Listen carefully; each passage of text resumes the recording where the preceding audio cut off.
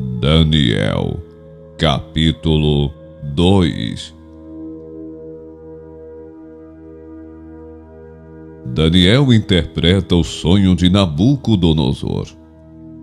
No segundo ano do seu reinado, Nabucodonosor teve uns sonhos que o deixaram perturbado e sem poder dormir. Então o rei mandou chamar os magos, os encantadores, os feiticeiros e os caldeus, para que lhe dissessem o que ele havia sonhado. Eles vieram e se apresentaram diante do rei. Ele lhes disse: tive um sonho e fiquei perturbado, querendo saber que sonho foi esse. Os caldeus disseram ao rei em aramaico: que o rei viva eternamente. Conte o sonho a estes seus servos, e daremos a interpretação. Mas o rei respondeu aos caldeus: uma coisa é certa, se não me contarem o sonho e a sua interpretação, vocês serão despedaçados, e as casas de vocês serão reduzidas a ruínas. Mas se me contarem o sonho e a sua interpretação, vocês receberão de mim dádivas, prêmios e grandes honras. Portanto, contem-me o sonho e a sua interpretação. Os caldeus responderam pela segunda vez: que o rei conte o sonho a estes seus servos, e nós lhe daremos a interpretação. O rei respondeu: bem, percebo que vocês estão querendo ganhar tempo, porque sabem que o que eu disse está resolvido. Isto é, se não me contarem o sonho, todos vocês receberão a mesma sentença. Vocês combinaram dizer palavras mentirosas e perversas na minha presença, esperando que a situação mude. Portanto, contem-me o sonho, e saberei que vocês podem me dar a interpretação. Os caldeus responderam na presença do rei: não há nenhum mortal sobre a face da terra que possa fazer o que o rei exige. Nunca houve um rei, por maior e mais poderoso que fosse, que tenha exigido semelhante coisa de um mago, encantador ou caldeu. Isso que o rei exige é difícil, e não há ninguém que o possa revelar diante do rei, a não ser os deuses, e estes não moram entre os mortais. Ao ouvir isto, o rei ficou tão irado e furioso que mandou matar todos os sábios da Babilônia. Saiu o decreto, segundo o qual os sábios deviam ser mortos. Foram buscar também Daniel e os seus companheiros, para que fossem mortos. Então Daniel, com cautela e prudência, foi falar com Arioque, chefe da guarda do rei, que tinha saído para matar os sábios da Babilônia. Daniel perguntou a Arioque, encarregado do rei: por que esse decreto do rei é tão urgente? Então Arioque explicou o caso a Daniel. Daniel foi falar com o rei, para pedir que lhe desse tempo, e ele revelaria ao rei a interpretação. Então Daniel foi para casa, e explicou a situação a Ananias, Misael e Azarias, seus companheiros, para que pedissem misericórdia ao Deus do céu sobre este mistério, a fim de que Daniel e os seus companheiros não fossem mortos com o resto dos sábios da Babilônia. Então o mistério foi revelado a Daniel numa visão de noite. Daniel bendisse o Deus do céu, dizendo: bendito seja o nome de Deus, de eternidade a eternidade, porque dele é a sabedoria e o poder. É ele quem muda o tempo e as estações, remove reis e estabelece reis. Ele dá sabedoria aos sábios e entendimento aos inteligentes.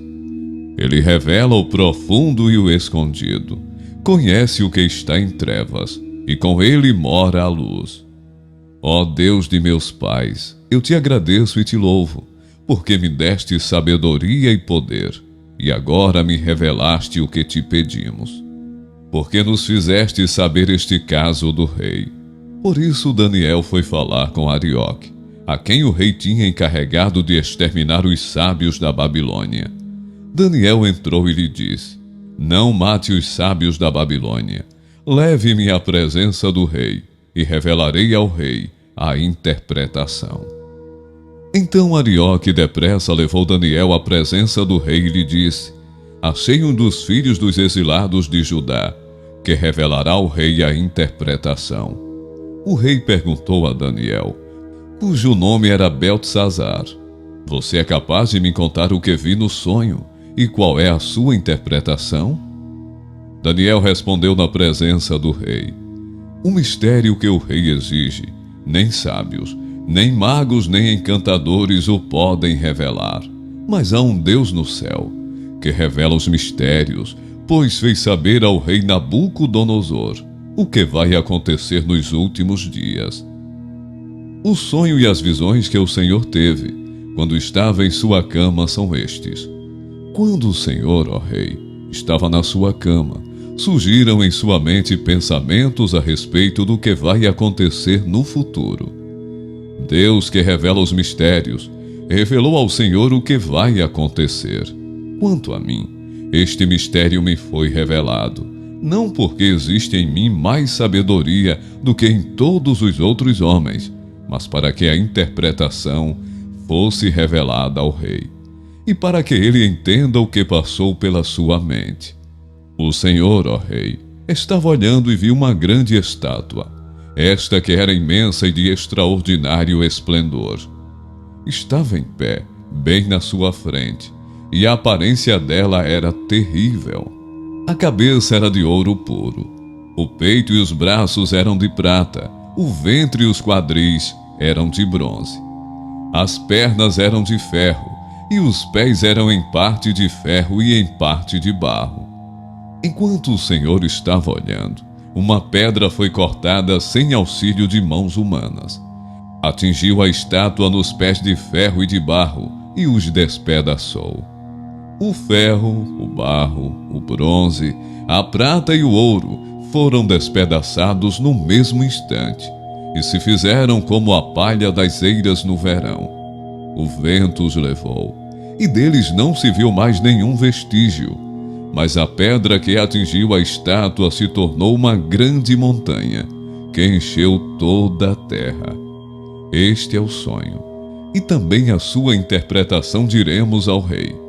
O Senhor, ó rei, que é rei de reis, a quem o Deus do céu conferiu o reino, o poder, a força e a glória, em cujas mãos foram entregues os filhos dos homens, onde quer que eles habitem, e os animais do campo, e as aves do céu, para que dominasse sobre todos eles. O Senhor, ó rei, é a cabeça de ouro. Depois do Senhor se levantará outro reino, inferior ao seu, e um terceiro reino de bronze, que terá domínio sobre toda a terra. O quarto reino será forte como ferro, pois o ferro quebra e despedaça tudo. Como o ferro quebra todas as coisas, assim esse reino fará em pedaços e destruirá todos os outros. Quanto aos pés e aos dedos dos pés que o Senhor viu, que eram em parte de barro de oleiro e em parte de ferro, isto significa que esse será um reino dividido. Contudo, haverá nele alguma coisa da firmeza do ferro, porque o Senhor viu o ferro misturado com barro.